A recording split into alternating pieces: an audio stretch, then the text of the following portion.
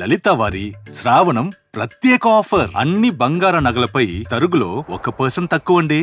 Diamond జ్యువెలరీకి carrot కు 5,000 తక్కువండి. ఇతర షోరూంల ఆఫర్లతో పోల్చి చూడండి. నగలు అలాగే కొనాలండి.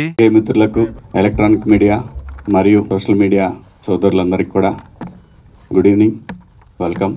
హైడ్ అండ్ సీక్ ఈ సినిమాకి సంబంధించి డైరెక్టర్ మాత్రం నాకు బాగా తెలుసు. Very talented. సెట్లో డైనమిక్గా ఉంటుంది అతని వర్క్ అంతా కూడా.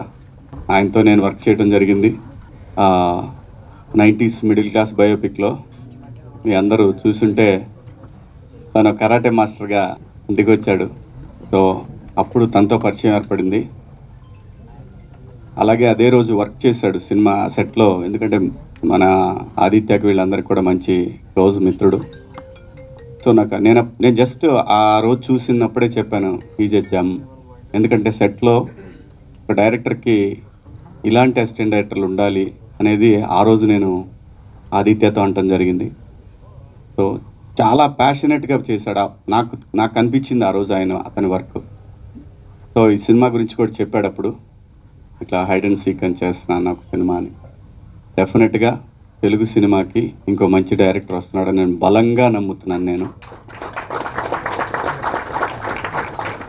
అంటే ఒక ప్రొడ్యూసర్ ఎక్కడో దూరం నుండి ఒక డైరెక్టర్ నమ్మి, ఒక కథను నమ్మి డబ్బులు పెట్టాడు అంటే ఏదో ఉంది అక్కడ, సంథింగ్ ఉంది. అంటే ఆ స్క్రిప్ట్ చూసి డెఫినెట్గా ఆయన నమ్మి ఈ సినిమాని తీశారు.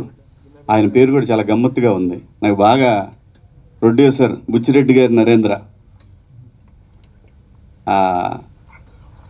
జనరల్గా బుచ్చిరెడ్డి గారి పేరు ఉంటుంది కదా, అలాగే ఇంటి పేరు కూడా చాలా బాగా అనిపించింది నాకు. సో డెఫినెట్గా ఆయన నమ్మకాన్ని బసి ఒమ్ము చేయడని నేను బలంగా నమ్ముతున్నాను. అలాగే మనోడు హీరో, ఈ అమ్మాయి కూడా బాగా వెలిగిపోతూ ఉంది ఈ శారీలో.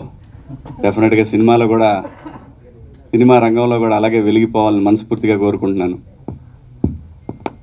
కొత్త టాలెంట్ అబ్బా, కొత్త కాన్సెప్ట్స్తో వస్తున్నారు. ఇంతకుముందు అయితే కొంచెం కొత్త వాళ్ళు రావడానికి చాలా చూసేవాళ్ళు. డైరెక్టర్ అవ్వాలంటే చాలా టైం పట్టేది. 10 మంది దగ్గర అసిస్టెంట్ డైరెక్టర్గా పనిచేసి బాగా పేరున్న బ్యానర్లో వర్క్ చేసి పేరున్న డైరెక్టర్గా వర్క్ చేస్తే సినిమా అవకాశం దొరికేది.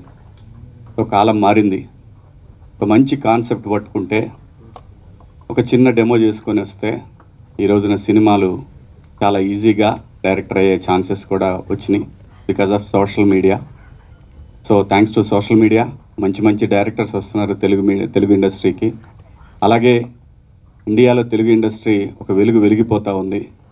ఈ లెగసీ కంటిన్యూ అవ్వాలని మనస్ఫూర్తిగా కోరుకుంటున్నాను. అలాగే నవీన్ మేడారం గారి సినిమాకి, యాక్చువల్గా నవీన్ మేడారం గారికి బాగా క్లోజ్ సన్నిహితుడు బసి. సో ఈ సినిమాకి ఆయన ప్రజెంట్స్ కూడా, ఎందుకంటే ప్రొడ్యూసర్ గారి బిహాఫ్ ఆఫ్ ఈ రోజున ఆయన రావడం జరిగింది ఇక్కడికి. తొందరలోనే మంచి సినిమాతోటి మళ్ళీ మన ముందుకు రాబోతున్నారు. ఆయనకి కూడా all the best sir, congratulations.